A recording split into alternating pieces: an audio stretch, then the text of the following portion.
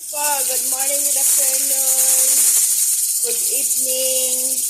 Musta po kayong lahat, saan mang sulok ng mundo naroroon. Ngayon po, magagawa tayo ng magluluto ako ng sarsyadong isda. Ayan. Fried ko muna siya. Tapos, igigisa natin sa bawang,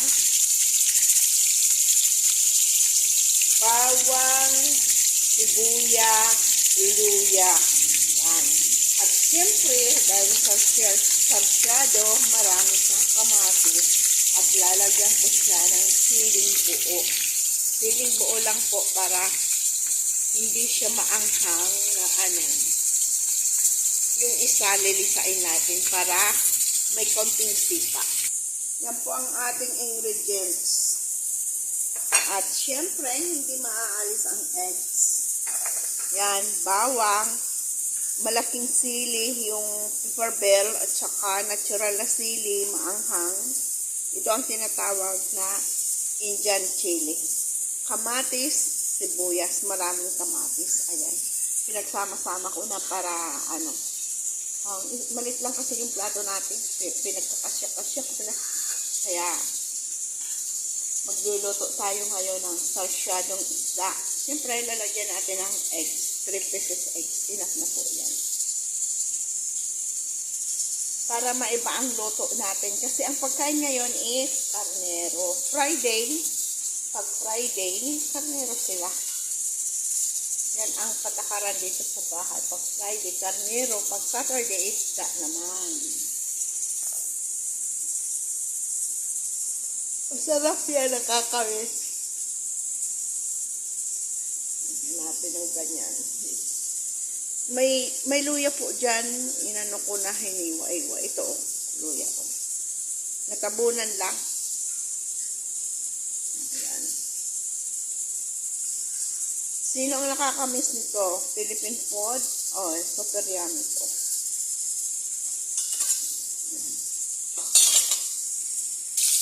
Balik rin natin ang ating isda. Ayan, nagpapalambot pa ako ng karne sa kung tawagin dito, jider bukan. Sa atin, kalimutan ko na ba yan? In Kuwait, jider bukan.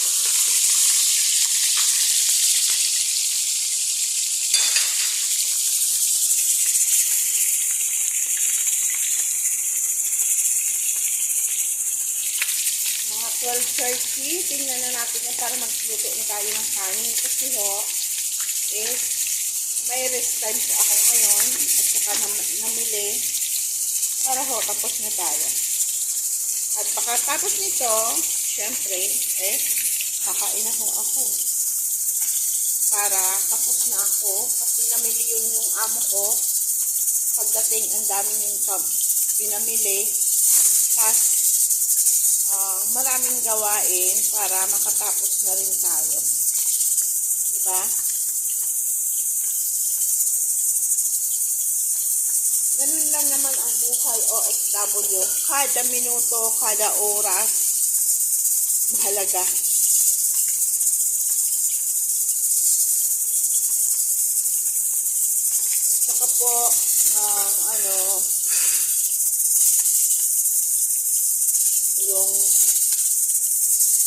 saka po, kung ano man pagsubok natin na pinagdadaanan, cherry lang. Huwag po natin masyadong dibdibin. Opo, nandiyan na yan, mga problema natin na hindi naaalisan, hindi natin maiwasan. Kusa po talagang dumarating ang mga problema natin sa buhay. Katulad ko po. Kaya po ako nagkikisuyo po sa inyo na pasupport naman po ng YouTube channel ko. Kasi po yung asawa ko stroke na, hindi na po siya nakakatrabaho.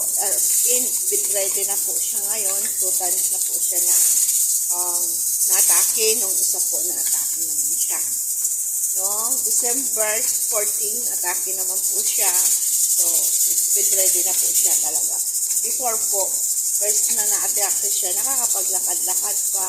Pero hindi na po siya basta nakakapagsalita. Ngayon po, hindi na po siya nakakapaglakad at need ko po talaga ang support ninyo at saka yung bahay ko madidemolish pa po. Kaya po, sana po kung makita man po ni Sir Rapi Tulfo to, nananawagan po ako na sana po matulungan niyo po ako. Kayo na po bahala na kung ano man po.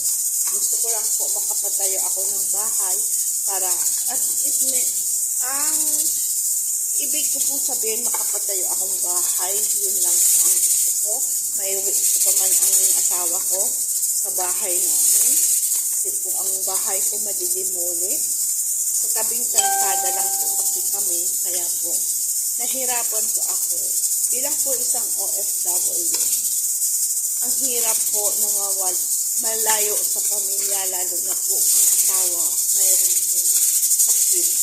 Mahirap din po. Masakit po sa damdamin, pero kailangan po natin ang tiisin para po sa kanya. Kasi po kung umuwi na po ako, gusto ko na rin po siyang maalagaan. Kaso lang po ang problema yung bahay ko, madidimole, at saka po, siyempre po, yung mga pangangailangan ng asawa ko, diapers, gamot, siyempre po, paano po. Kaya po, nakikiawa po ako sa inyo para na po yung awa na sana po matulungan din po ako nyo na mapalago po ang YouTube ko. Masupport lang po ang YouTube ko. Okay na po ako doon makunan ko lang na panggamot ng asawa ko. Kasi ayaw ko pa naman po siya maalis. Gusto ko po, nandiyan pa rin po siya. Kahit hindi po siya nakakatrabaho, nakakapagsalita. Gusto po namin, nandiyan lang siya. Nakikita namin. Yun lang po ang pakikiusap ko po sa inyo. At sana, ang ano man pong problema ay nakakayanan. Huwag lang po tayong bibitaw. Yan lang po. Ouch! Matilag kita na. Okay na po ito at patatanggalin na natin. Babawasan natin yung mantika. Yan. Alisin muna natin.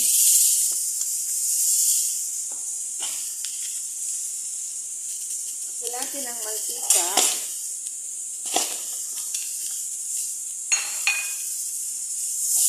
Bawasan natin ang mantika. Ang buhay po talaga ng isang tao, hindi po natin alam, di ba? Hindi natin ang alam ang buhay ng isang tao. Ngayon tayo okay pa, kaya po gawin natin na mabuti habang nandito pa po tayo sa ibabaw ng mundo, magpakabait tayo. Pakabuti tayo. Ganyan. Magpo tayong panghinayangan sa ating mga pagtulong minsan kahit paano, kahit ganito. Kung nakakapagtulong pa man po ako sa mga kapatid ko, kahit po unti-unti. Kasi po ang sahod ko is konti lang naman nasa 22 plus lang po. Ganyan. Pero nakukunan pa ng shampoo at saka sa pangangailangan ng mga anak ko.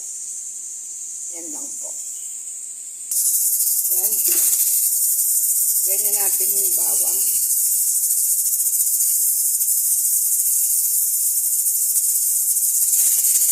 Yung luya po, hiniwa ko lang. Ayan yung luya.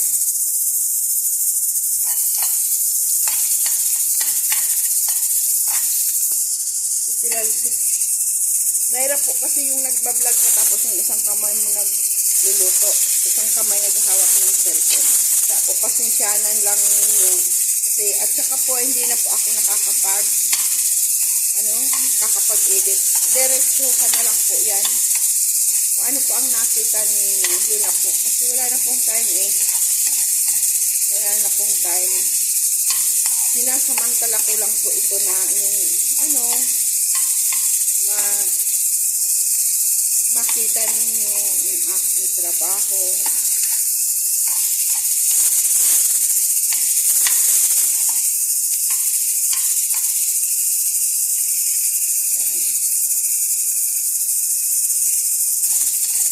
Hindi ko po siya lalagyan soy sauce kasi po para hindi mag-iba yung kulay. Kasi lalagyan natin ng egg. Pwede rin lagyan patis kasi may patis naman po ako. Ilagay na natin ang ating kamatis at green sili at saka green na red pepper bell.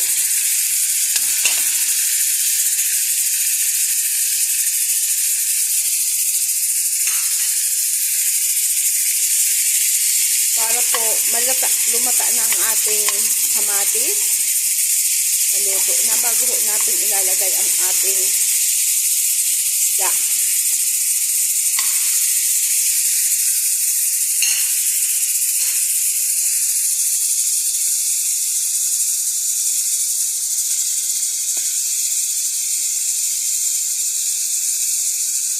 Ang gagawin po natin, yung sarsyado natin yung isda ay bisugo.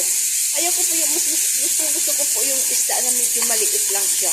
Tapos pag iprinito mo siya crispy, gusto ko po yung ganun. Yung, ayaw po yung as in malalaki. Pag prinito kasi yung crispy.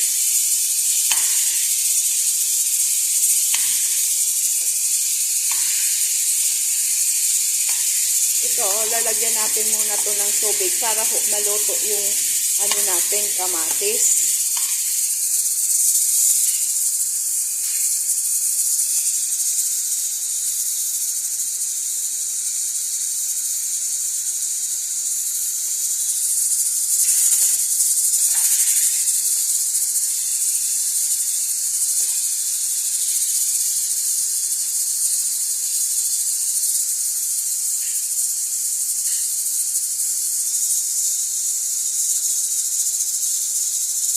Masarap po ang ganitong luto. Gusto ko pa yung ang luto na may ano po ang tawag doon sa atin, yung kangkong na may prito, na may konting suka, ganyan. Gigisa mo rin sa bawang, sibuyas, luya, kamatis, tapos yung kangkong, tapos ang lalagyan po ng suka. Vinegar po ba? Kalimutan ko po tawag mo. Escabeche. Escabeche kung tawagin sa atin. Escabeche. Yun. Masarap po yun eh.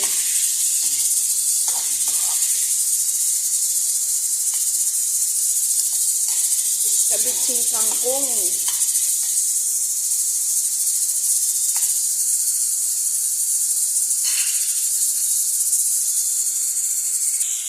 Ayan, lagyan natin ng hot water.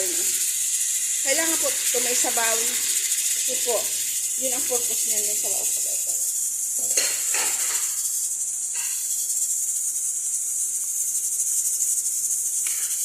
Nalagay ko yan dyan, dalawa lang na isda. Yung isa hindi. Kasi gusto ko yung may prito ako.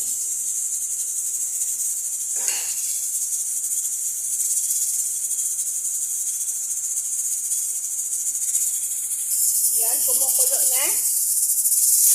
Lagyan natin siya ng fish sauce. Lagyan natin ng konting asin. Lagyan pa natin siya ng paminta. Takpakan natin ang black pepper po ito.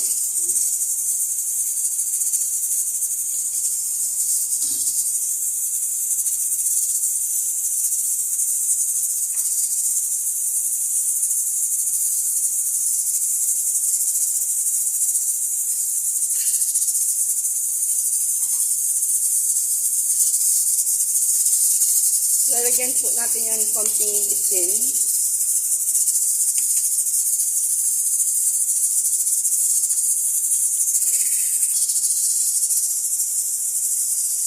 Magic na lang natin ilagay. Hindi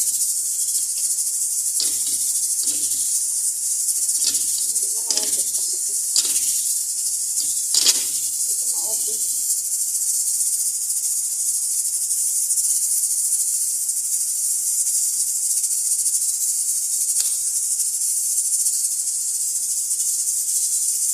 Magic.